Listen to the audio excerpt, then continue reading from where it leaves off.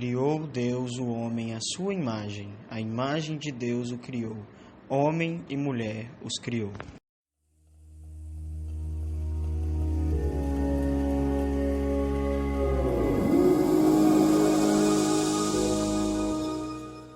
Charles Robert Darwin, cientista inglês, autor da teoria do evolucionismo, afirma que os seres vivos não foram criados, mas passaram por um processo de evolução, a partir de um ancestral comum por meio de uma seleção natural. Já na visão bíblica, o homem foi criado no último dia da criação, como coroa da obra de Deus. Deus o criou à sua imagem e semelhança. Deus teve um trabalho todo especial e pessoal na criação do homem, pois o formou do pó da terra e lhe deu o fôlego de vida, compartilhando do seu próprio espírito. Desta forma, o homem se diferencia de toda a criação de Deus, pois além da sua forma física, material, ele também possui a capacidade de discernir e de fazer escolhas. Em termos bem simples, ter a imagem e semelhança de Deus significa que fomos feitos para nos parecer com Ele. Adão não se pareceu com Deus no sentido de que tivesse carne ou sangue. As Escrituras dizem que Deus é espírito e, portanto, existe sem corpo. No entanto, o corpo de Adão espelhou a vida de Deus, a ponto de ter sido criado em perfeita saúde e não ser sujeito à morte. Para entendermos melhor, ter a imagem de Deus é basicamente ter um relacionamento contínuo com o Pai.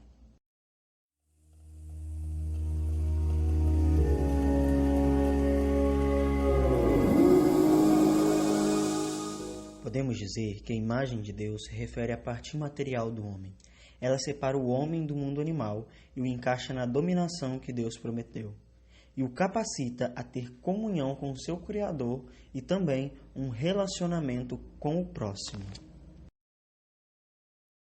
A semelhança de Deus, ela tem alguns aspectos espirituais, físicos e também sociais. No caso lá do Jardim do Éden, quando Deus fala a respeito do homem ser a imagem de Deus, estava relacionado com sua relação com Deus, com o próximo e também com o domínio da terra. Ser a imagem de Deus era ter um relacionamento íntimo com Deus, um relacionamento íntimo com o outro e domínio sobre a terra. A própria maldição no Jardim do Éden demonstra que essa imagem ela deixou de ser perfeita, pelo menos, né? O homem se distanciou de Deus, o homem e a mulher se afastaram, né, e eles perderam o domínio da terra. A restauração dessa imagem, ela é um dos temas principais da Bíblia. Então você vê, após o dilúvio, a restauração com Noé, mas não é uma restauração plena, é onde ele volta a ter o domínio da natureza, ele passa a ter uma aproximação maior com Deus, mas aí nós vemos com os filhos dele a queda de novo. Com Abraão, a promessa de ter uma descendência, dele ser próximo de Deus, na conquista de Canaã, mas também não se completa. Uma expectativa dessa com Davi como rei de Israel, que também acaba não se completando. E essa imagem de Deus ela só vai ser restaurada em Cristo, porque Cristo ele tem um relacionamento perfeito com Deus, ele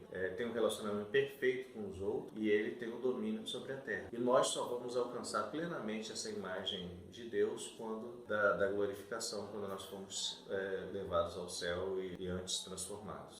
Essa imagem é uma semelhança mental, moral e social. Mentalmente, o homem foi criado com um agente racional e com o poder de escolha. Em outras palavras, o homem pode raciocinar e fazer escolhas.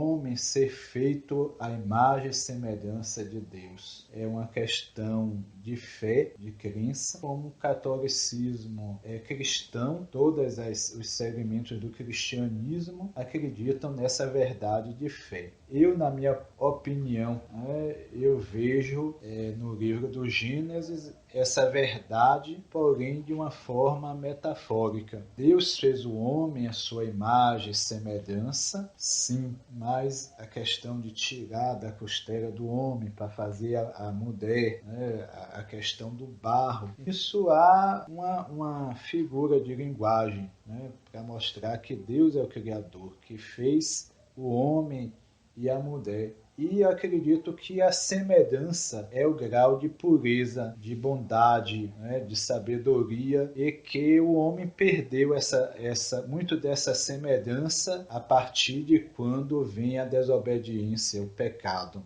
O pecado, na verdade, não foi o comer uma maçã ou fruto, foi desobedecer e retirar da árvore o fruto proibido.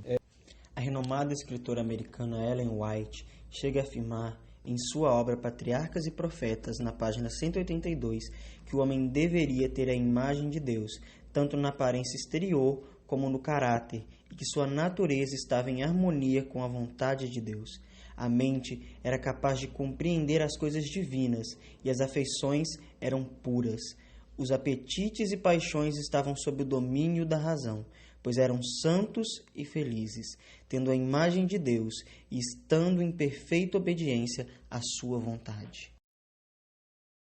Bem, veja só, do ponto de vista da cosmogonia africana, a imagem de Deus, a imagem de Olorum, que é como determinadas culturas africanas denomina o Deus Supremo, né, Olodumare e Olorum, ele não tem a forma, quer dizer, a imagem e a semelhança do ser humano, nem o ser humano tem a imagem e a semelhança de Olodumare e de Olorum, que é o Deus, como é na concepção cristã que eles, na África, desses povos, é de que ele é um vento, né?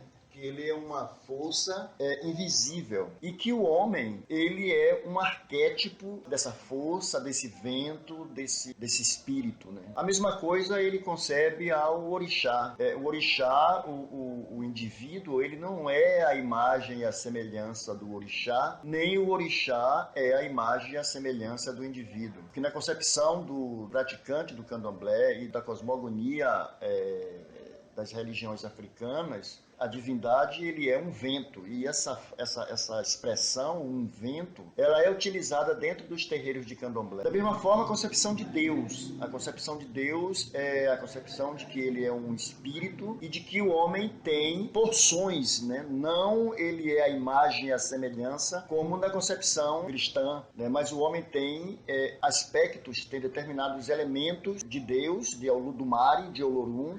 Essas diversas visões diferentes das religiões em relação à imagem de Deus têm algo em comum, pois todas buscam melhorar a conduta do ser humano e restaurar a imagem de uma divindade. É fato que termos sido feitos à imagem de Deus significa que Adão tinha a capacidade de tomar decisões livres. Contudo, apesar de ter sido dada a ele uma natureza reta, Adão fez uma má escolha de se rebelar contra Deus. Fazendo isso, Adão manchou a imagem de Deus dentro de si e passou adiante esta semelhança danificada a todos os seus filhos, incluindo a nós. Mas, embora de maneira muito disforme e fragilizada, mesmo hoje, trazemos conosco a imagem de Deus, ainda que totalmente demarcada pela cicatriz do pecado.